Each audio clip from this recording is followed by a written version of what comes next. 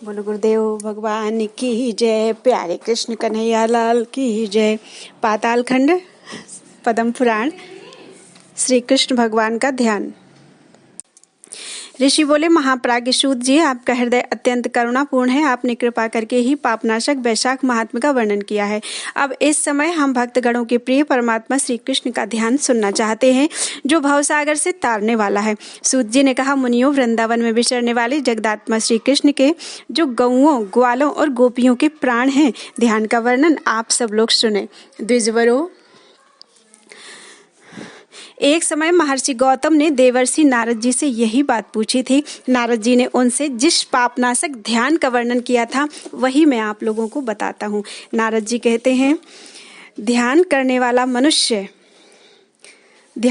वाले मनुष्य को सदा शुद्ध चित्त होकर पहले उस परम कल्याणमय सुंदर वृंदावन का चिंतन करना चाहिए, जो फूलों के समुदाय, मनोहर सुगंध और बहते हुए मकरंद आदि से सुशोभित सुंदर सुंदर वृक्षों के नूतन पल्लवों से झुका हुआ शोभा पा रहा है तथा खिली हुई नवल मंजरियों और ललित लताओं से आवृत है।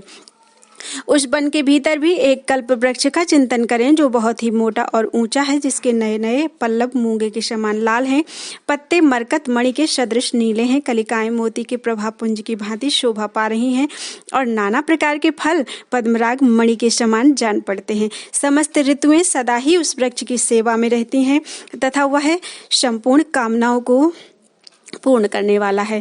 फिर आलस्य रहित होकर विद्वान पुरुष धारावाहिक रूप से अमृत की बूंदें बरसाने वाले उस कल्प वृक्ष के नीचे सुवर्णमयी वेदी की भावना करें, जो मेरुगिरि पर उगे हुए सूर्य की भांति प्रभा से उद्भासित हो रही है, जिसका फर्श जगमगाती हुई मणियों से बना है, जो फूलों के परागपुंज से कुछ धवल वर्ण की हो गई हैं तथा जहाँ क्षुधा, पिपासा, शोक, मोह और जरा मृत्यु छह उर्मियां नहीं पहुंचने पाती, उस रत्नमय फर्श पर रखे हुए एक विशाल योग पीठ के ऊपर लाल रंग के अष्टदल कमल का चिंतन करके उसके मध्य भाग में सुखपूर्वक बैठे हुए भगवान श्री कृष्ण का ध्यान करें, जो अपनी दिव्य प्रभा से उदयकालीन सूर्यदेव की भांति देदीप्यमान हो रहे हैं। भगवान के श्री विग्रह की आभा इंद्र के वज्र से विदीर्ण हुए कज्जलगिरि के मेघों की घटा तथा नूतन नील कमल के समान श्याम रंग की है। श्याम मेघ के सदृश काले काले घुंघराले बाल हैं, काले काले घुंघराले केश कलाप बड़े ही चिकने हैं तथा उनके मस्तक पर मनोहर मोर पंख का मुकुट शोभा पा रहा है। कल्प वृक्ष के फूलों से जिन पर भौरे मंडरा रहे हैं, भगवान का श्रृंगार हुआ है। उन्होंने कानों में खिले हुए नवीन कमल के कुंडल धारण कर रखे हैं, जिन पर चंचल भ्रमर उड़ रहे हैं। उनके ललाट में चमकीले गोरोचन का तिलक चमक रहा है तथा धनुषाकार भौहें बड़ी ही सुंदर प्रतीत होती हैं। भगवान का मुख शरद पूर्णिमा के कलंकहीन चंद्रमंडल की भांति कांतिमान है। बड़े बड़े नेत्र कमलदल के समान सुंदर जान पड़ते हैं। दर्पण के सदृश स्वच्छ कपोल रत्नों के कारण चमकते हुए मकराकृत कुंडलों की किरणों से देदीप्यमान हो रहे हैं तथा ऊंची नासिका बड़ी मनोहर जान पड़ती है।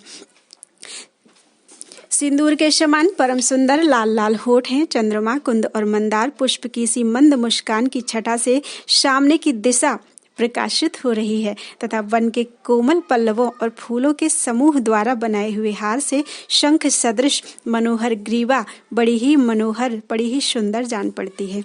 मंडराते हुए मत वाले भौरों से निनादित एवं घुटनों तक लटकी हुई पारिजात पुष्पों की माला से दोनों कंधे शोभा पा रहे हैं। पीन और विशाल वक्षस्थल रूपी आकाश हार रूपी नक्षत्रों से सुशोभित है तथा उसमें कौस्तुभ मणि रूपी सूर्य भासमान हो रहा है। भगवान के वक्षस्थल में श्रीवस्त्र का चिन्ह बड़ा सुंदर दिखाई देता है। उनके कंधे ऊंचे हैं, गोल गोल सुंदर भुजाएं घुटनों तक लंबी एवं मोटी हैं। उदर का भाग बड़ा मनोहर है, नाभि विस्तृत और गहरी है तथा त्रिवली की रोम पंक्ति भंवरों की पंक्ति के समान शोभा पा रही है।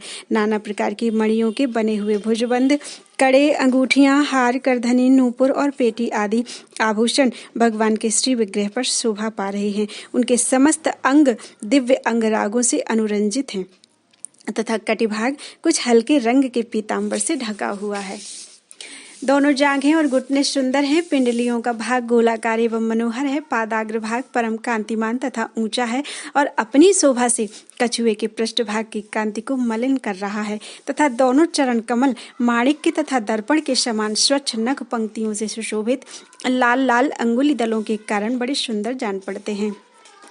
मत्स्य, अंकुश, चक्र, शंख, पताका, जौ, कमल और वज्र आदि चिन्हों से चिन्हित लाल लाल हथेलियां और तलवों से भगवान बड़े मनोहर प्रतीत हो रहे हैं। उनका श्री अंग लावण्य के सार संग्रह से निर्मित जान पड़ता है तथा उनके सौंदर्य के सामने कामदेव के शरीर की कांति फीकी पड़ जाती है। भगवान अपने मुखारविंद से मुरली बजा रहे हैं। उस समय मुरली के छिद्रों पर उनकी अंगुलियों के फिरने से निरंतर दिव्य रागों की सृष्टि हो रही है, जिनसे प्रभावित हो समस्त जीव जंतु जहाँ के तहाँ बैठकर भगवान की ओर मस्तक टेक रहे हैं। भगवान गोविंद अनंत आनंद के समुद्र हैं।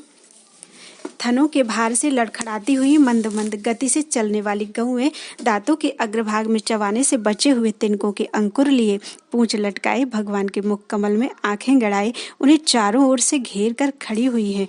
गौओं के साथ ही छोटे छोटे बछड़े भी भगवान को सब ओर से घेरे हुए हैं और मुरली से मंद स्वर में जो मनोहर संगीत की धारा बह रही है उसे वे कान लगाकर सुन रहे हैं, जिसके कारण उनके दोनों कान खड़े हो गए हैं।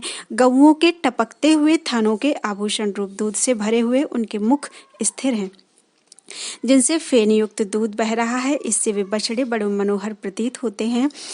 भगवान के ही समान गुणशील, अवस्था, विलास तथा वेशभूषा वाले गोप भी जो अपनी चंचल भुजाओं को सुंदर ढंग से नचाने में चतुर हैं, बंसी और वीणा की मधुर ध्वनि का विस्तार करके मंद, उच्च और तार स्वर में कुशलता पूर्वक गान करते हुए भगवान को सब ओर से घेर कर खड़े हैं। छोटे छोटे ग्वाल बाल भी भगवान के चारों ओर घूम रहे हैं। जांघ से ऊपर उनके मोटे कटिभाग में करधनी पहनाई गई है, जिसकी क्षुद्र घंटिकाओं की मधुर झनकार सुनाई पड़ती है। वे भोले भाले बालक बगनखों के सुंदर आभूषण पहने हुए हैं। उनकी मीठी मीठी तोतली वाणी साफ समझ में नहीं आती। भगवान के प्रति दृढ़ अनुराग रखने वाली सुंदरी गोपांगनाएं भी उन्हें प्रेमपूर्ण दृष्टि से निहारती हुई सब ओर से घेर कर खड़ी हैं। गोपी गोप और पशुओं के घेरे से बाहर भगवान के सामने की ओर ब्रह्मा, शिव तथा इंद्र आदि देवताओं का समुदाय बड़ा खड़ा होकर स्तुति कर रहा है। इसी प्रकार उपर्युक्त घेरे से बाहर भगवान के दक्षिण भाग में सुदृढ़ धर्म की अभिलाषा से वेदाभ्यास परायण मुनियों का समुदाय उपस्थित है तथा पृष्ठ भाग की ओर समाधि के द्वारा मुक्ति की इच्छा रखने वाले सनकादि योगीश्वर खड़े हैं। वाम भाग में अपनी स्त्रियों सहित यक्ष, सिद्ध, गंधर्व, विद्याधर, चारण और किन्नर खड़े हैं। साथ ही भगवत प्रेम की इच्छा रखने वाली मुख्य मुख्य अप्सराएं भी मौजूद हैं। ये सब लोग नाचने, गाने तथा बजाने के द्वारा भगवान की सेवा कर रहे हैं। तत्पश्चात आकाश में स्थित मुझ ब्रह्मपुत्र देवर्षि नारद का चिंतन करना चाहिए।